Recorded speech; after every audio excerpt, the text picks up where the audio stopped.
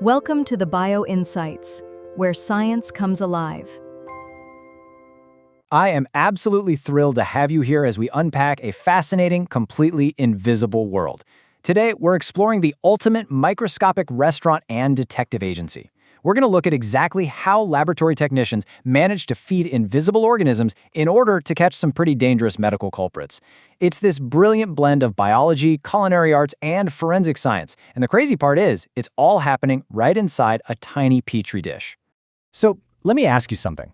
How exactly do you feed an invisible diva?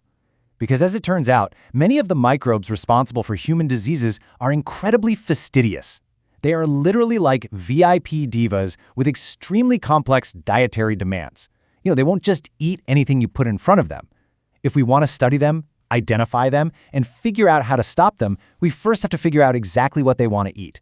And honestly, that is the fundamental challenge of microbiology. Okay, let's dive into this. Here is our roadmap for today.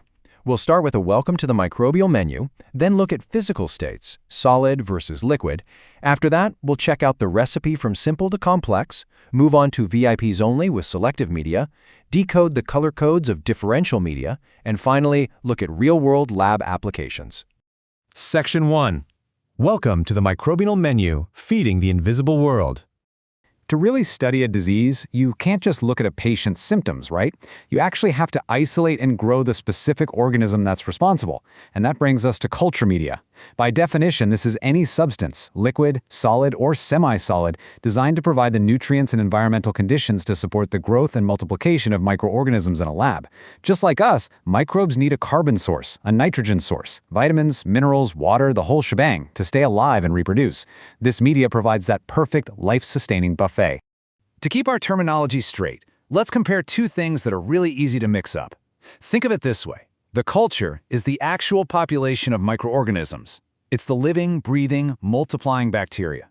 The medium, on the other hand, is the physical food source and the environment you've provided for them to grow. So essentially, the culture is the diner eating at the restaurant, and the medium is the food sitting right there on their plate. Let's move to Section 2 and see how this builds. Physical state, solid or liquid, setting the table. Just like human food comes in soups or solid meals, microbial food changes its purpose entirely based on its physical state.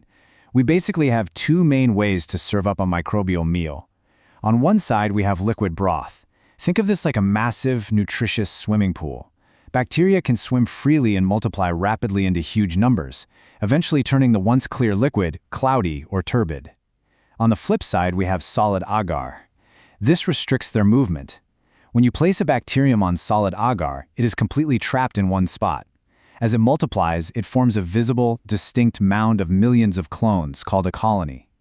This is absolutely crucial because it lets us isolate and identify individual culprits from a messy, mixed sample. Now, to actually make a liquid broth solid, microbiologists use a very special ingredient, and that brings us to the number 85. 85 degrees Celsius is the exact temperature at which this magical ingredient, agar, melts. But what makes it a real game changer is that it doesn't solidify again until it cools way down to around 40 degrees Celsius. This unique little quirk allows technicians to mix in heat-sensitive nutrients before it sets into a perfect, firm gel. So what exactly is agar? Well, it's extracted from the cell walls of red algae, specifically the Gelidium species, and it's made of complex polysaccharides. But the most important detail here, literally the secret sauce, is that it has absolutely no nutritive value to most microbes. Because the microbes can't actually eat the agar, the gel remains perfectly solid and intact. It acts as an uneatable structural scaffold while the microbes chow down on the nutrients infused inside of it. It's basically nature's perfect microbiological plate. Let's jump into Section 3. The recipe. Simple to complex. Cooking for the microbes. Now that our plates are set, lab technicians act a whole lot like chefs, deciding exactly how to cook for their microscopic guests. And this brilliantly illustrates two very distinct cooking styles. First, we have defined or synthetic media. This one is for the strict baker. It's prepared from pure chemical substances where the exact composition and concentration of every single molecule is perfectly known. No guesswork. Then, we have complex or undefined media. This is much more for the home cook. It uses rich, kind of mysterious extracts from beef, yeast, or plants. You might throw in a pinch of this, a dash of that, meaning the exact chemical makeup varies from batch to batch, but it creates an incredibly hearty stew that most microbes absolutely love. But remember those divas we talked about earlier? Some fastidious organisms are so picky they require a luxurious and rich media to even consider growing. We have to take a basic media and enhance it with premium ingredients, things like blood, serum, or egg yolk. For instance, blood agar contains 5 to 10% sheep's blood. This not only feeds pathogens, but lets us see if they actively destroy red blood cells, which is a process called hemolysis. And if you heat that blood agar up, the red blood cells lyse and release hidden nutrients, creating what's known as chocolate agar. It's an absolute must-have for extremely picky eaters like the bacteria that causes gonorrhea. Moving right along to Section 4, VIPs Only, Selective Media, the Detective's Bouncer. Up until now, we've basically been running a restaurant, but let's shift gears and turn this into a detective agency. When a patient is sick, the sample we take is often totally crowded with innocent, harmless bacteria. This is where selective media comes in. It acts exactly like a strict VIP bouncer at a nightclub.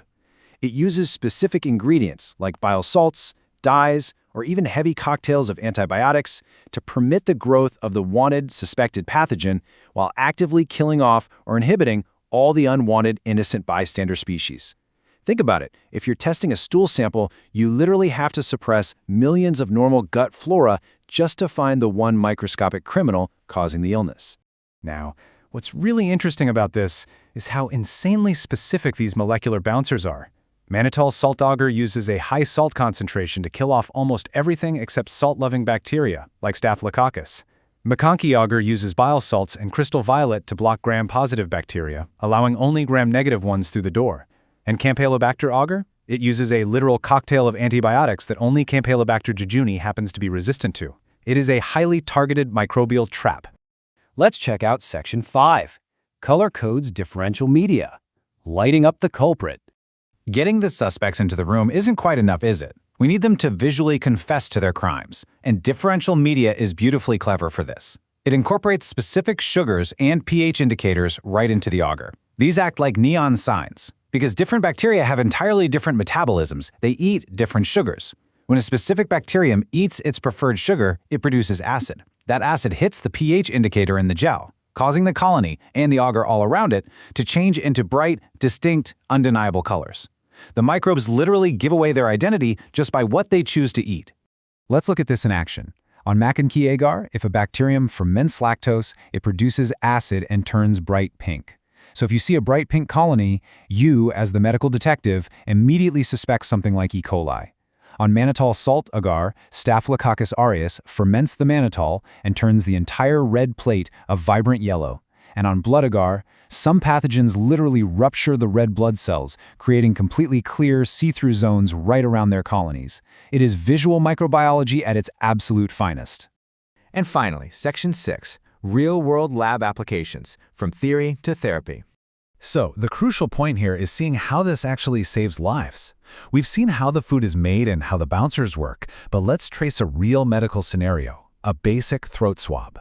Step 1 is transport. The swab goes into a non-nutritive gel like Stewart's medium. This keeps the bacteria alive during the car ride to the lab, but it prevents them from overgrowing and ruining the natural ratio of the sample. Step 2 is liquid enrichment. The lab dips the swab into a liquid broth to rapidly boost the numbers of the suspected pathogen, drawing it out of hiding. And step 3 is solid isolation. That broth is streaked onto a solid agar plate to trap the bacteria, forcing them to grow into pure, distinct colonies so the doctor can finally, definitively identify the exact cause of your illness. And honestly, it goes way beyond just basic swabbing. Look at these amazing applications. If we're hunting a bacterium that literally dies when exposed to oxygen, we use Robertson's cooked meat medium, sealed with wax, to create a strict oxygen-free anaerobic zone. Once we identify a pathogen, we can grow it on highly standardized Mueller-Inton agar and drop antibiotic discs on it to see exactly which medicine is going to cure the patient. And on an industrial scale, we take liquid media and scale it up into massive vats, holding thousands of liters. This is literally how we mass produce the very antibiotics and recombinant insulin used by millions globally every single day. It all really comes back to how we feed them. So I want to leave you with this final thought to ponder.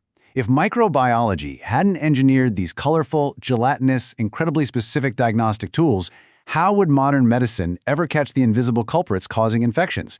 The entire structural backbone of our medical diagnostics relies completely on knowing exactly what is on the menu. Thank you so much for exploring this invisible culinary world with me today in this explainer. Keep asking questions and keep on learning.